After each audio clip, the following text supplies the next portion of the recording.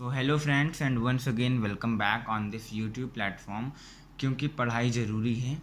And आज का ये जो वीडियो है इसमें हम लोग जानेंगे कि पेयर्ड और अनपेयर्ड इलेक्ट्रॉन्स को कैसे निकालते हैं।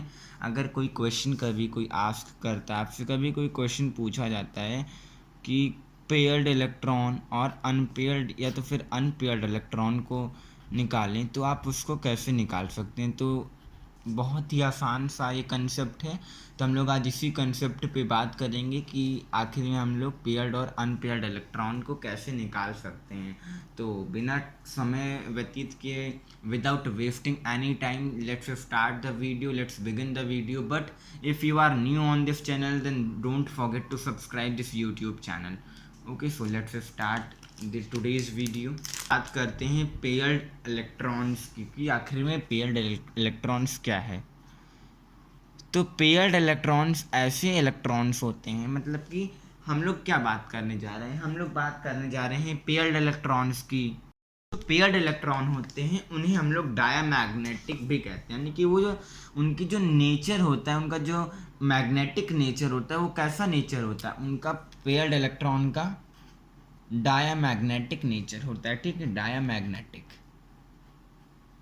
और अगर बात की जाए इसी के साथ में अनपेयर्ड इलेक्ट्रॉन की, तो जो हमारे अनपेयर्ड इलेक्ट्रॉन होते हैं, अगर हम लोग अनपेयर्ड इलेक्ट्रॉन्स की बात करें तो जो हमारे अनपेयर्ड इलेक्ट्रॉन है वो हमारे कैसे हैं, पैरामैग्नेटिक। ठीक है, तो ये हमारे पैरामैग्नेटिक इलेक्ट्रॉन्स हैं। मतलब पैरामैग्नेटिक इनका जो नेचर है। अनपेयर्ड इलेक्ट्रॉन्स का पेयर्ड इलेक्ट्रॉन्स का नेचर डायामैग्नेटिक और अनपेयर्ड इलेक्ट्रॉन्स का nature paramagnetic. So I hope that you will understand this concept.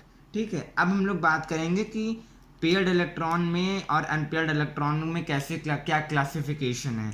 तो अगर आप कोई भी एटॉमिक नंबर लिया जाता है, एटॉमिक नंबर सपोज हमने ले लिया, कोई एलिमेंट ले लिया Na क्या है, सोडियम है। ठीक है, Na हमारा सोडियम है सिंपली, और कुछ नहीं है। तो अब ये जो हमारा सोडियम है इसका कितना होता है एटॉमिक नंबर, तो इसका एटॉमिक नंबर होता है 11। ठीक है, इसका एटॉमिक नंबर होता है 11। अगर अब कोई आपसे कहे कि इसको आपको इलेक्ट्रॉनिक कन्फिग्रेशन करना है, सो आई होप दैट आप सभी को आता होगा इलेक्ट्रॉनिक कन्फिग्रेशन करना। तो अगर इलेक्ट्रॉनिक कन्फिग्रेशन के लिए कोई कहे तो आप किस तरह करेंगे, 1s2 पहले s के शेल में जाता है, फिर 2s2, फिर 2p6। तो यहाँ पे 10 इलेक्ट्रॉन्स कंप्लीट हो चुके इतने में, 1 और है। देन हम लोग अब यहाँ पर क्या करेंगे, 3s1 कर देंगे। तो ये हमारा टोटल क्या हो गया, 10+1 हमारा ये कन्फिग्रेशन में हमारा सोडियम का हमारा कन्फिग्रेशन हो गया।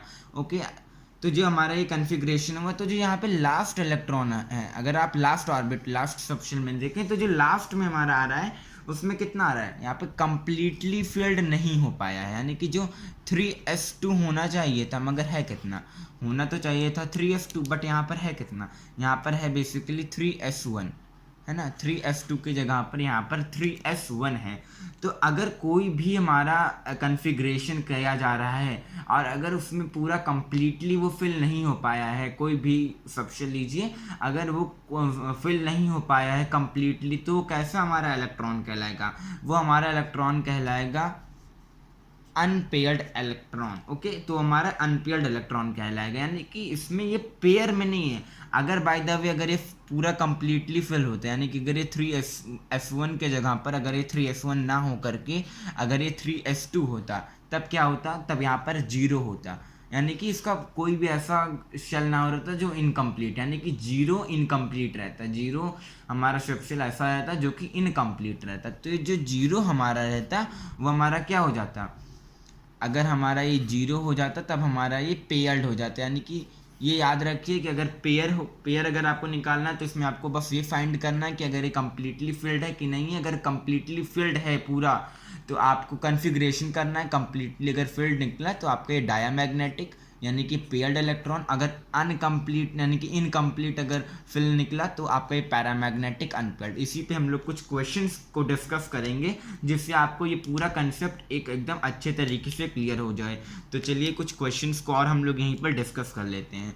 देन हमारा सेकंड क्या, हम लोग अगर मैग्नीशियम का देखें, Mg, इसका एटॉमिक नंबर सबको पता होगा 12 होता है। अगर हम लोग अब इसका कन्फिग्रेशन करें, आप लोग कन्फिग्रेशन अपने आप से करिए वीडियो को पॉज देके। 1s2, देन 2s2, देन यहाँ पर हमारा 3s2 आ जाएगा, देन सॉरी यहाँ पर हमारा 2p6, देन हमारा यहाँ पर 3s2। तो हमारा भी क्या हो गया, हमारा कंप्लीट हो गया, यानी कि Mg12 हमारा इसका कन्फिग्रेशन हो गया है। हमें टोटल 12 इलेक्ट्रॉन्स चाहिए, यहाँ पर 2, यहाँ पर 2 4 6 10 एंड 2 12, यानी कि हमारा जो 12 है कंप्लीट हो चुका है। तो यहाँ पे कितने पेयर, मतलब कितने ऐसे इलेक्ट्रॉन्स हैं, अगर क्या ऐसे भी कोई इलेक्ट्रॉन्स है जिसमें हाफ फिल्ड हुआ हो, ना पूरे तरीके से फिल्ड हुआ हो, पार्शियली हुआ हो, ऐसे कौन सा शेल है, कौन सा सब शेल है जिसमें ना फिल हुआ हो। तो यहाँ पर आपको साफ साफ दिखाई पड़ रहा है कि ऐसे इलेक्ट्रॉन में 2 आते हैं और इसमें जो 2 है पूरा फिल है। अगर यहाँ पे 3s1 होता तब क्या हो जाता, तभी हमारा अनपेयर्ड हो जाता, मगर यहाँ पे इस केस में अभी हमारा पेयर्ड इलेक्ट्रॉन है। तो जो Mg अगर 12 है तभी हमारा पेयर्ड इलेक्ट्रॉन की कैटेगरी में आता है। ओके, देन अब हम लोग अगर दूसरा समझेंगे तो अगर ये पेयर्ड है तो हमारा ये डायमैग्नेटिक हो जाएगा। ये भी आप कंसेप्ट याद रखिए, कभी कभी पेयर्ड और डायमैग्नेटिक के बेसिस पे कभी डायमैग्नेटिक पूछेगा तो कभी पेयर्ड पूछेगा। ठीक है, तो डायमैग्नेटिक। और आपको ये पूरा चीज़ एकदम अच्छे से क्लियर का हो जाए, इसीलिए मैं थोड़े वीडियो को लॉन्ग बना रहा हूँ, नहीं तो बहुत ही आसान सा कंसेप्ट है। मात्र आप इलेक्ट्रॉनिक कन्फिग्रेशन करके विद इन 5 to 10 सेकंड्स में आप इसका आंसर दे सकते हैं। ठीक है, अगर आपको कन्फिग्रेशन करनी आती हो तो समझ लीजिए, फिर कोई दिक्कत नहीं है। देन हम लोग एक और एग्जांपल देखें, जैसे कि अगर यहाँ पर है आपको दे दिया जाए कार्बन का, ठीक है, तो यहाँ पे 1s2 होगा, देन यहाँ पर 2s2 होगा, देन यहाँ पर 2p2 होगा, क्योंकि कार्बन की जो एटॉमिक नंबर होती है वो 6 होती है। ठीक है, अब यहाँ पर ऐसे p में कितने होते हैं, 6 होते हैं, 6 फिल हो सकते हैं, लेकिन यहाँ पर 6 इलेक्ट्रॉन्स हो सकते हैं, लेकिन यहाँ पर कितने बच रहे हैं, 4 इलेक्ट्रॉन्स बच रहे हैं, क्योंकि यहाँ पे 2 ही फिल हुए हैं। तब यहाँ पर हमारा ये क्या है, 0, ऐसे कोई भी नहीं है, मतलब सॉरी, यहाँ पर ये जो 4 है, 4 इलेक्ट्रॉन्स हमारे खाली हो रहे हैं, यानी कि ये पूरे तरीके से फिल नहीं हो पाया। अगर पूरे तरीके से फिल नहीं हो पाया है तो ये हमारे कौन से कैटेगरी में बिलोंग करेगा, ये हमारा अनपेयर्ड, यानी कि हमारा पैरामैग्नेटिक के कैटेगरी में बिलोंग करेगा। ओके, तो आपको I hope that you will understand this. So मुझे उम्मीद है कि आपको ये जो पैरामैग्नेटिक और डायमैग्नेटिक के क्वेश्चन हैं ये आपको समझ में आए होंगे, इसका पूरा कंसेप्ट आपको क्लियर हो गया होगा। बट अगर आपको नहीं क्लियर हुआ होगा कंसेप्ट तो आप लोग कमेंट करके बताइएगा, और कोशिश करूँगा जितने भी कमेंट आए, कोई भी क्वेश्चन स्पेसिफिकली अगर कोई क्वेश्चन में डाउट आएगा तो मैं उसके लिए भी एक स्पेसिफिकली वीडियो बनाऊँगा।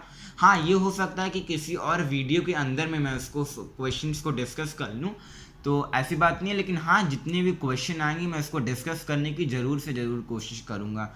ठीक है, तो ये आपके लिए, और मैं यहाँ पर कुछ आपको होमवर्क क्वेश्चन भी दूंगा, अलॉट करूँगा, क्योंकि जितने भी होमवर्क क्वेश्चन रह गए एक दिन में एक लॉन्ग वीडियो बना के पूरा होमवर्क क्वेश्चन का मैं डिस्कशन कर लूँगा। जैसे कि मैंने इसके पहले पीरियोडिक टेबल का जो क्वेश्चन दिए थे ग्रुप और टेबल के लिए, उसमें से भी अगर आपने क्वेश्चंस किए हों, सही बात है, अच्छी बात है, नहीं किए हों तो कर लीजिए, जाके वो वीडियो देखिए, उसमें से भी उसको ट्रिक बहुत अच्छी है वो वाली। अगर आपको वो वीडियो अगर आपने अभी तक नहीं देखी तो पिंड कमेंट में और कमेंट बॉक्स में और डिस्क्रिप्शन में दोनों में इस वीडियो की लिंक अटैच कर दी जाएगी, आप जाकर चाहें तो उस वीडियो को देख सकते हैं। और साथ ही में इस क्वेश्चन को आप करिएगा, इन क्वेश्चन को, जो कि आगे चल के अभी थोड़े 4 से 5 सेकंड बाद आपको अपने स्क्रीन पे दिखाई देना, शो करना शुरू हो जाएंगे, शो होना शुरू हो जाएंगे।